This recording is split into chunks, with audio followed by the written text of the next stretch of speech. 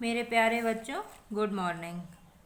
हम लोग कल एक्सरसाइज 4.4 का सेकंड नंबर तक कंप्लीट कर चुके थे। अब आगे आज क्वेश्चन थर्ड देखते हैं। ठीक है। और क्वेश्चन थर्ड देखने के लिए हमको बुक की ज़रूरत तो पड़ेगी। वैसे सारे क्वेश्चन मैथ में देखने के लिए बुक की ज़रूरत पड़ेगी। अगर बुक ना हो तो सबसे पहले आप पीडीएफ से क्वेश्चन अपना नोट कर लेंगे कॉपी में। उसके बाद क्वेश्चन को समझेंगे। हमने बुक का पीडीएफ आप लोगों को सेंड कर ही दिया है। ठीक है। चलिए कोई थर्ड नंबर पढ़ते हैं। क्या लिखा है? क्या एक ऐसी आम की बगिया बनाना संभव है जिसकी लंबाई चौड़ाई से दोगुनी हो और उसका क्षेत्रफल 800 मीटर स्क्वायर हो या वर्ग मीटर हो?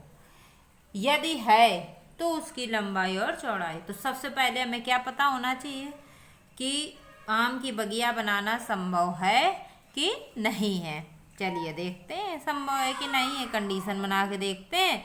अगर बन जाते इस हमारी क्वाड्रेटिक इक्वेशन यानी द्विघात समीकरण तो संभव है। और द्विघात समीकरण में भी जो हमारे 3 शर्तें बताई गई थी आपको, डी बराबर, अगर 3 शर्तों में किसमें संभव नहीं थी अस्तित्व, किसमें संभव नहीं है? डी ग्रेट लेजर देन 0 यानी डी का मान 0 से कम है। चलिए लगाते हैं हम लोग।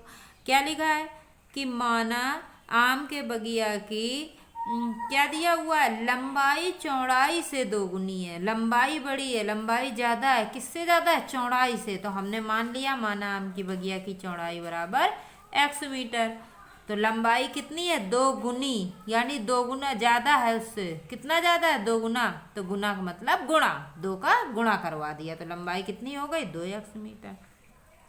लंबाई और चौड़ाई की बात की गई है तो आम की बगिया कैसी हो जाएगी? हमारी आयताकार होगी, क्योंकि दोनों लंबाई और चौड़ाई बराबर नहीं है। अगर बराबर होती तो वर्गाकार हो जाती।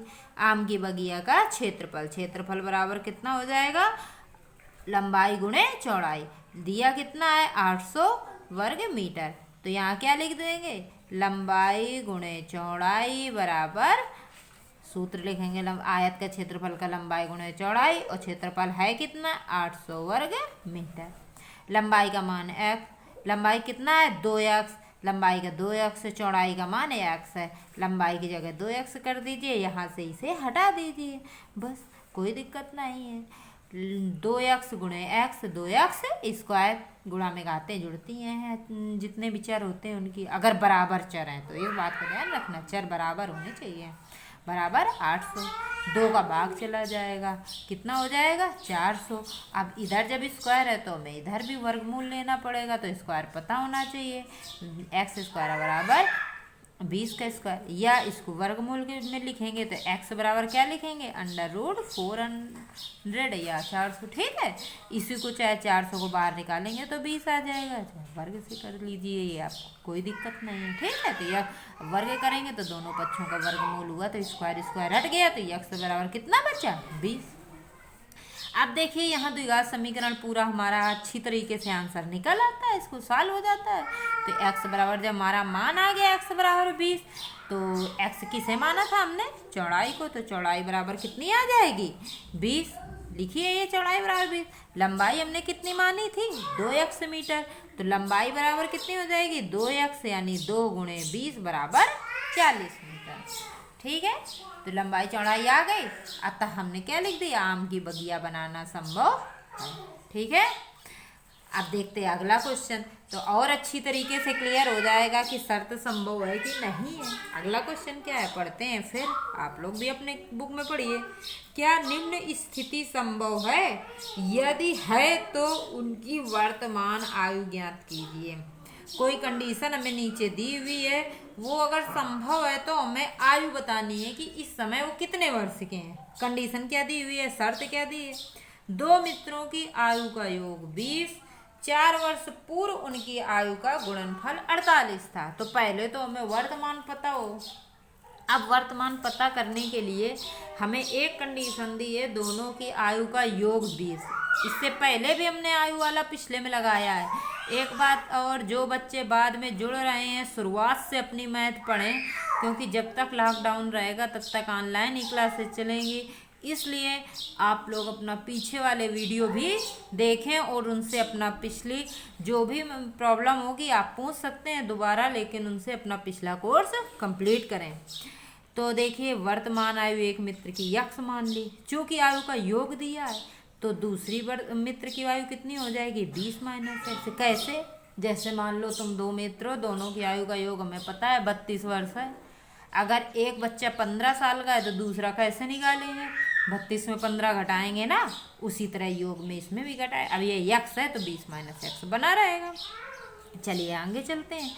4 वर्ष पूर्व 4 वर्ष पहले की आयु पता होनी चाहिए।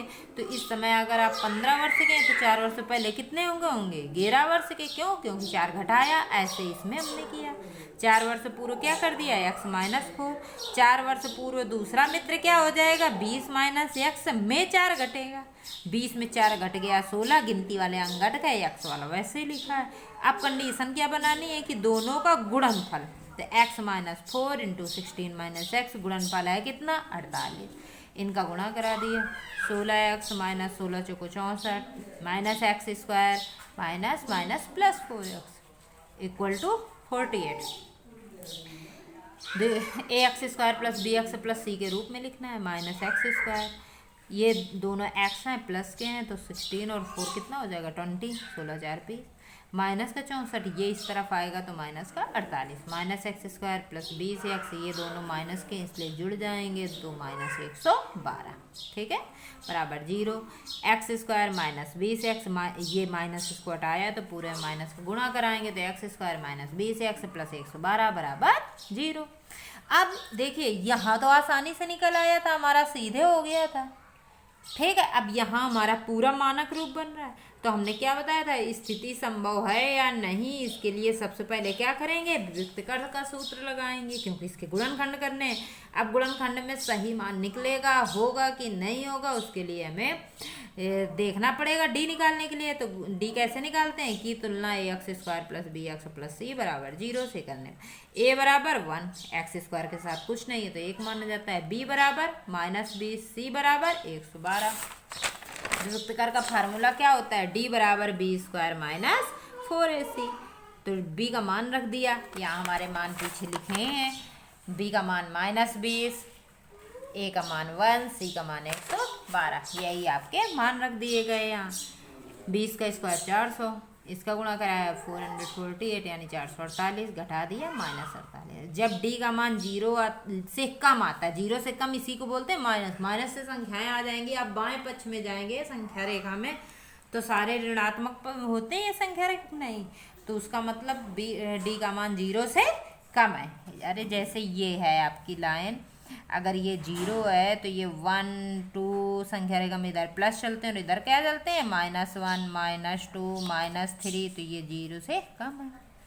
तो 0 से कम है यानी डी का मान ऋणात्मक है, तो इसका अस्तित्व नहीं है। जब अस्तित्व नहीं है तो अर्थात यक्ष का कोई भी मान प्राप्त नहीं होगा, यह स्थिति संभव नहीं है। तो संभव वाली स्थिति भी ये नहीं वाली भी मिल गई और पिछले क्वेश्चन में संभव वाली स्थिति थी भी, तो दोनों क्वेश्चन आपके सॉल्व हो गए। 5th क्वेश्चन आप लोगों का होमवर्क है, आप लोग स्वयं करेंगे क्योंकि इसकी कंडीशन बिल्कुल सेम क्वेश्चन इसके लास्ट एक्सरसाइज में, बस डिजिट का अंतर है लेकिन क्षेत्रफल और परिमाप दिया हुआ है। तो ऐसे हमने एक क्वेश्चन आपको सॉल्व करके बताया है।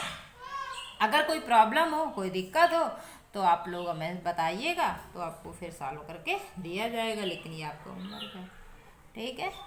ओके बेटा, अब फिर से यही कहेंगे, जब तक ये सब चल रहा है आपका क्लासेज बंद है, सब कुछ बंद है, आप लोग मन लगा के पढ़िए, पुराने एक्सरसाइज को दोबारा अच्छे ढंग से कंप्लीट करिए, क्योंकि क्वेश्चन कॉपी में नोट करने के साथ साथ आपको तैयार भी होना चाहिए। आपका बोर्ड है इस बार, आप लोगों को बहुत अच्छी तरीके से पढ़ाई करनी है इस बार, ताकि किसी की कोई भी कि समस्या ना रहे। अगर समस्या आ रही है तो उसको आप लोग बार बार पूछिए, अच्छे नंबर से आप लोग पास हों।